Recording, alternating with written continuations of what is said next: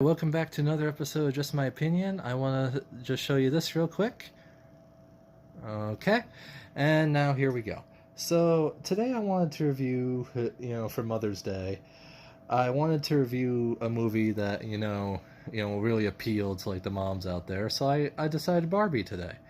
So Barbie is a film that was marketed in probably the best, smartest way there has ever been marketed, because it's basically just like it was everywhere. It was everywhere. Every billboard, every inch of that plate, every single inch of Hollywood and marketing that they could put Barbie on, they put Barbie on.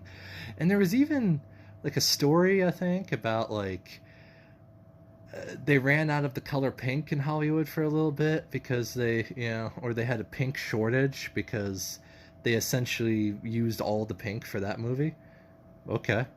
And now so I guess I'll start the review here by saying that I like this movie for like the first 15 minutes. The first 15 minutes are really good. The first 15 minutes really land for me. The first 15 minutes are like probably should have been the whole film. It should have been the whole film.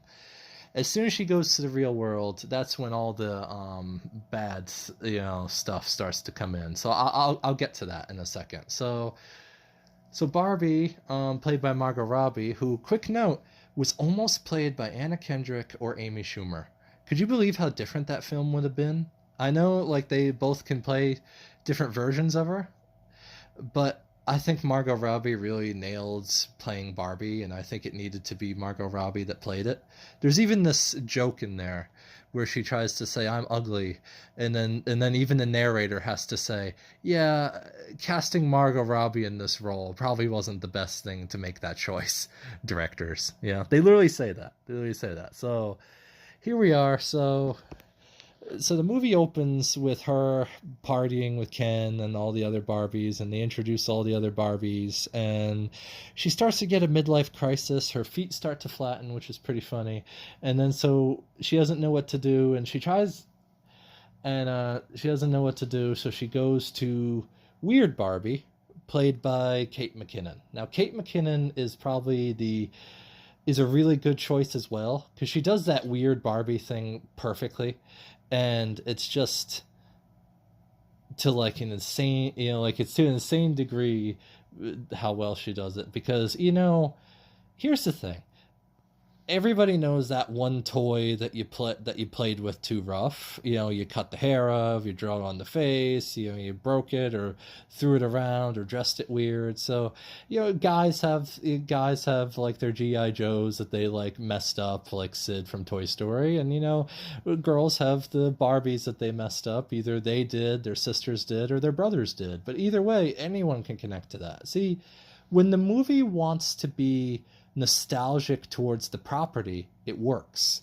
When it wants to shake its finger about certain things that I don't really want to that I'm not going to talk about right now, then is when it loses the audience. Okay, so here we are, and so she gets a midlife crisis. She goes to Weird Barbie, and basically Weird Barbie tells her that she has to go to the real world in order to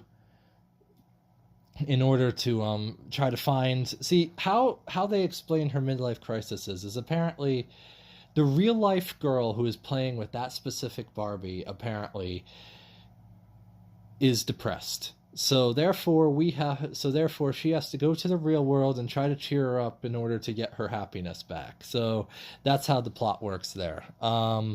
There's even this funny joke where like she wants to pick the where like she wants to pick the high heels. You've seen it in the trailer, the high heel and Birkenstock scene, where where Kate McKinnon's like, you have to choose, like the Matrix, and it's like you have to choose between the Birkenstock or or the high heels, and she keeps choosing the high heels. So again, it's cute, and for the audience, it has the audience is going to be predominantly moms and daughters. It works, So again, it for the first 15 minutes, it knows its audience really well. It really does know its audience well. So she travels to the real world with Ken, played by Ryan Gosling, who I think was a good choice. The only other person I think could have potentially played it like this is actually there's two: Ryan Reynolds, and Billy Magnuson.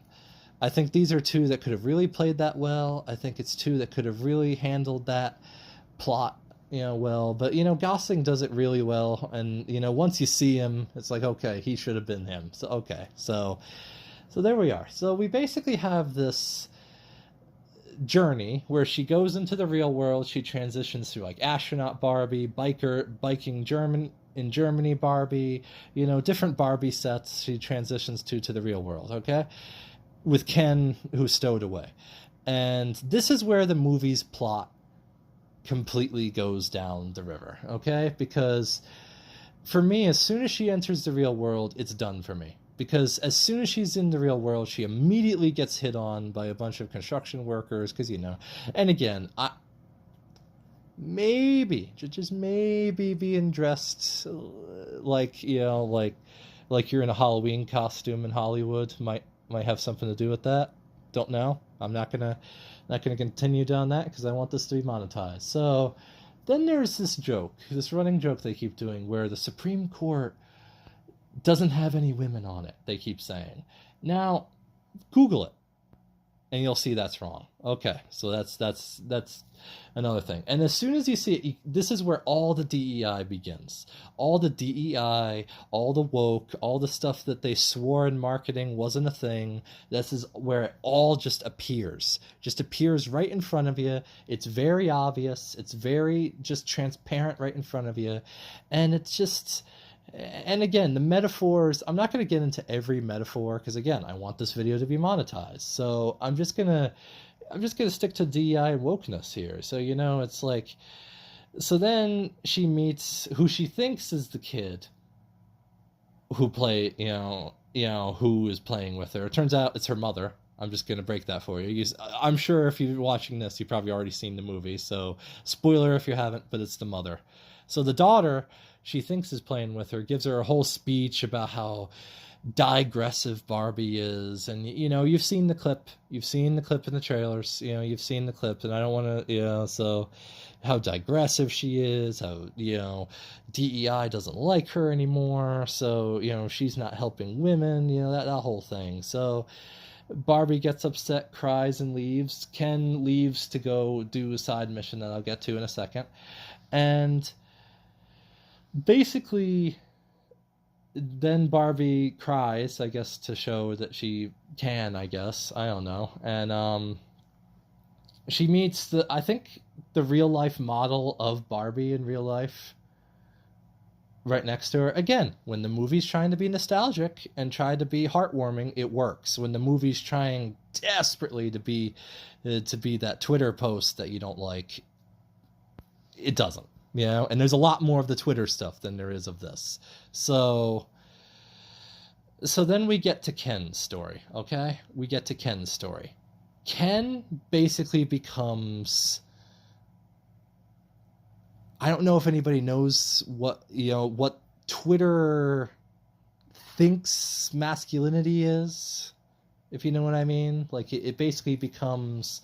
He basically becomes this he basically reads up on these books that for some reason are there about, like the manosphere and toxic masculinity and all that. And he basically reads it, becomes super jacked into the idea of I'm going to be a man. I'm going to be the most masculine man I can be, and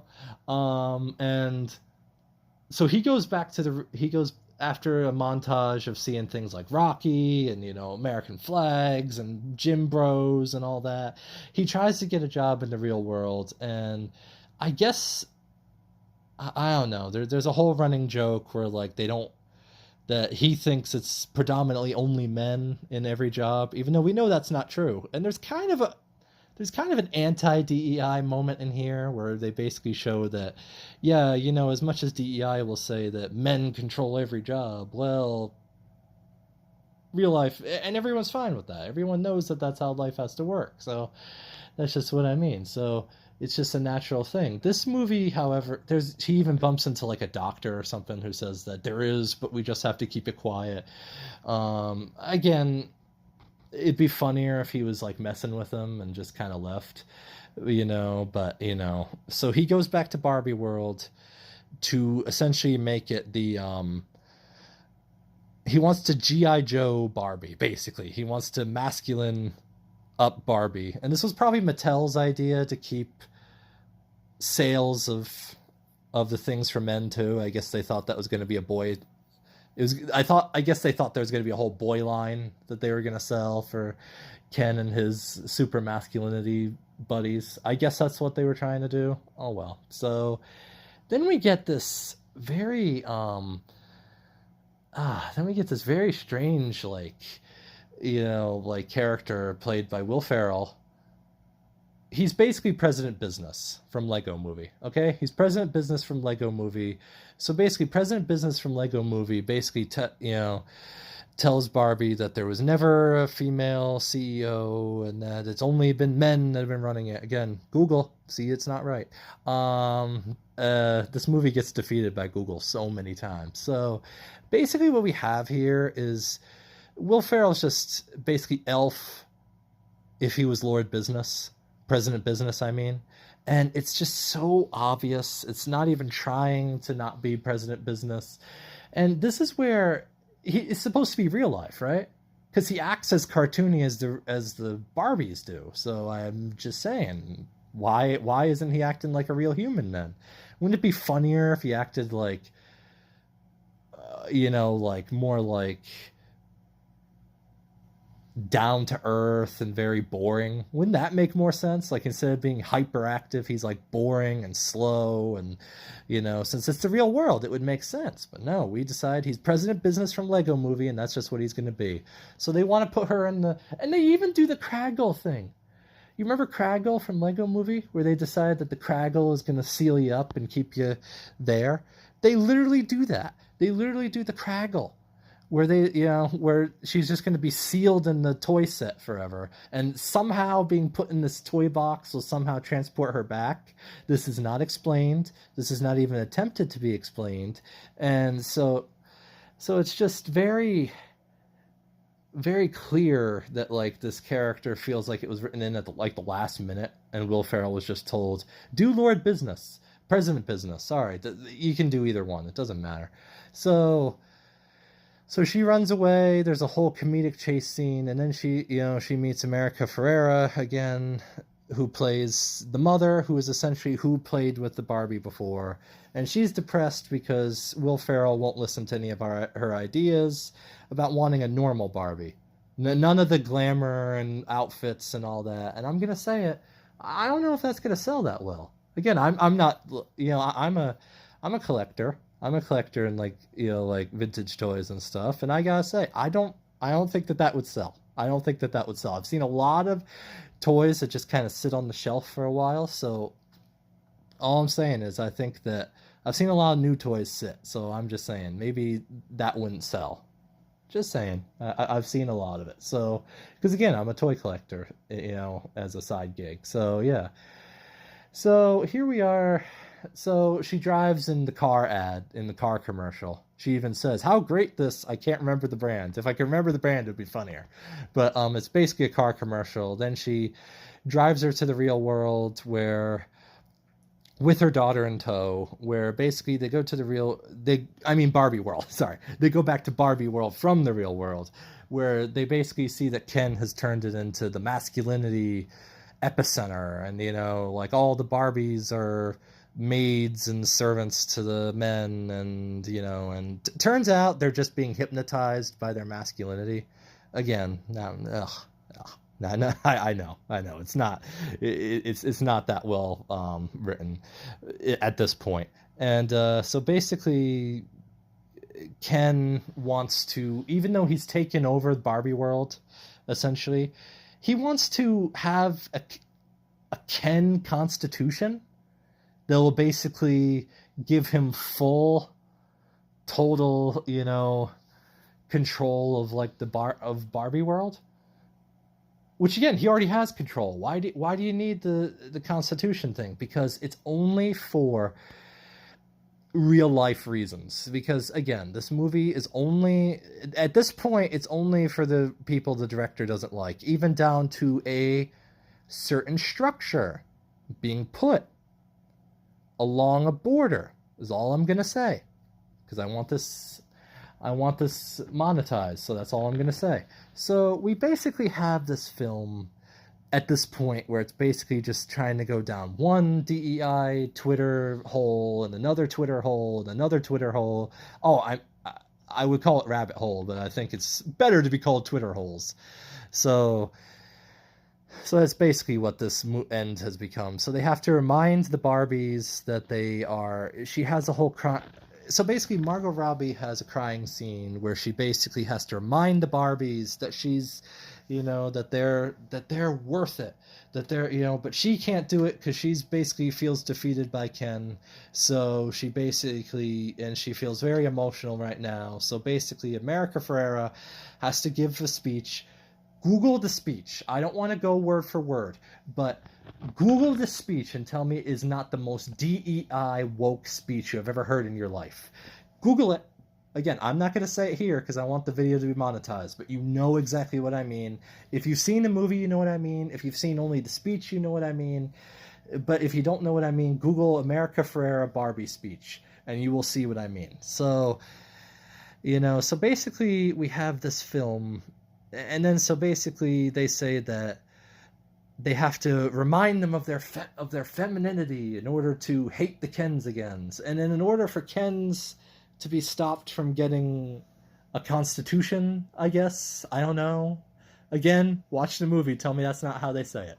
So in order to stop the Kens from being able to vote for their constitution, they've decided that now they've decided that they're basically going to turn the Kens against each other by one Barbie will flirt with this Ken and the other Barbie will flirt with the same Ken, and they'll basically get them all fighting with each other. Again, I don't know if that would work with guys, if like multiple girls were around them at once.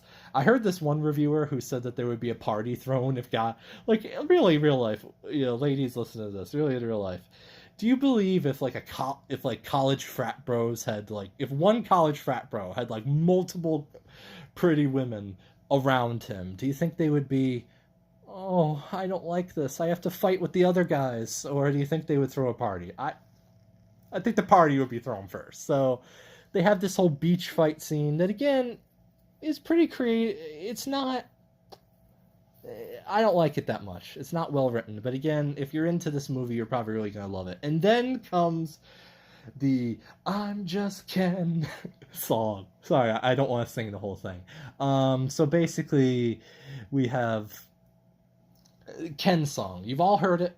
I'm sure you've all heard it. And if you haven't heard it, Google it, because I'm not gonna risk a copyright strike to play it. I don't know if I'm allowed to play music or not, so I'm just gonna keep it there. The "I'm Just Ken" song. It's good for the movie. The music's good for the movie.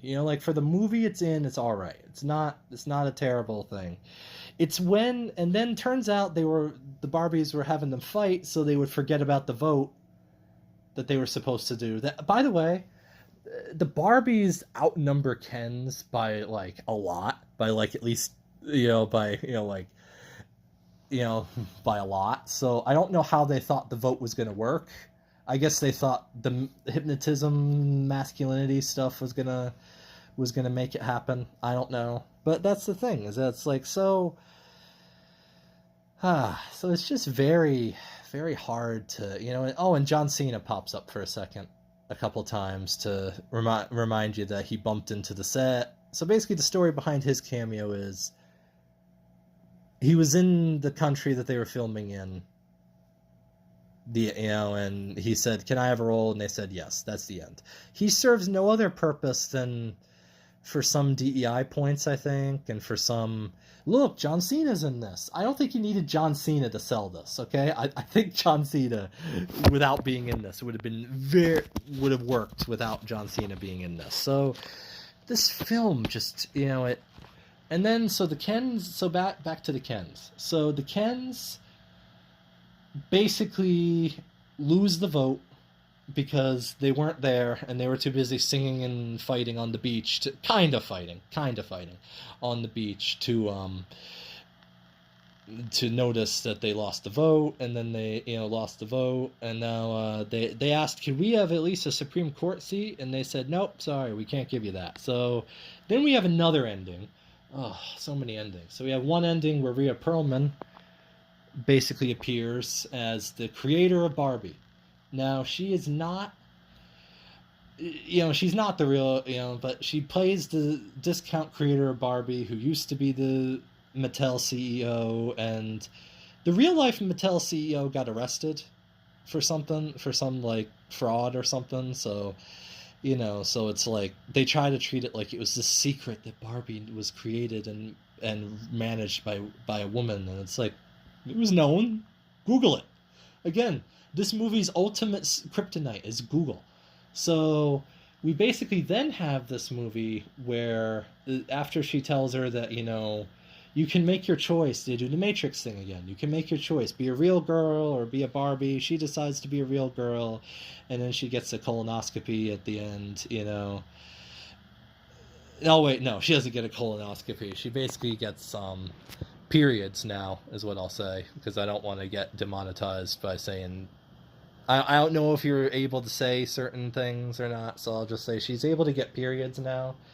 So she goes to the doctor because she's happy that she can get periods now. And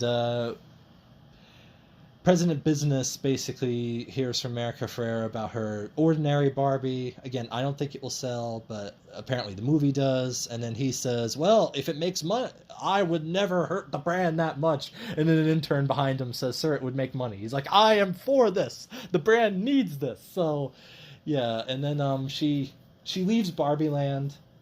Barbie does. So in the end, Barbie leaves Barbie Land and goes to the real world. If you believe for 1 second that there's not going to be a sequel for this, you are lying to yourself. You are lying to yourself. Okay?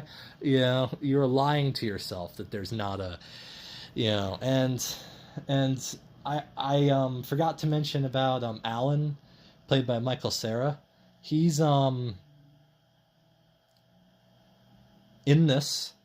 He has some lines. He's Michael Cera. If you know Michael Cera, you know who you know his acting style. So he's basically him in a Barbie film. He doesn't really do much. He's kind of just the comic relief in this, like how, and there was supposed to be there's this end credit scene of Alan looking into the water, and then you hear the da da da da da da da da, da like, and it's there was supposed to be a scene with Barbie versus the Barbies versus Jaws. I think that should be the sequel. I think the sequel should be Barbies versus Jaws, and we basically do Jaws but in the Barbie universe. My gosh, that would be great. I've heard about the Oppenheimer and Barbie mashup movie that like a lower budget studio is making. We'll have to see how that does pretty well. And again, somehow they were able to market a movie about a nuclear bomb being created and a doll on the same weekend as the perfect pairing, and they both made money. It's really incredible, man. We haven't seen that since Minecraft. We didn't see that again until Minecraft recently, where basically the Hollywood figured out that all the young gamers will come to see Minecraft. See, if you don't use the nostalgia bait to scream at your audience, you'll get money. And this movie had to lie; it wasn't woke. So see, that's the thing. So it's like It ends with Barbie going to the real world. We get to meet America Ferrera's husband for like probably the second time. I think there's he doesn't really matter to the script that much, and so it's an okay movie for like the first 15 minutes, but as soon as they enter the real world, all the DEI wokeness appears, and it's very not great. Overall, I don't really like the movie, but I wanted to review something for Mother's Day, so thank you, and I want to ask you to like, share, and subscribe, and I will see you next time. Bye.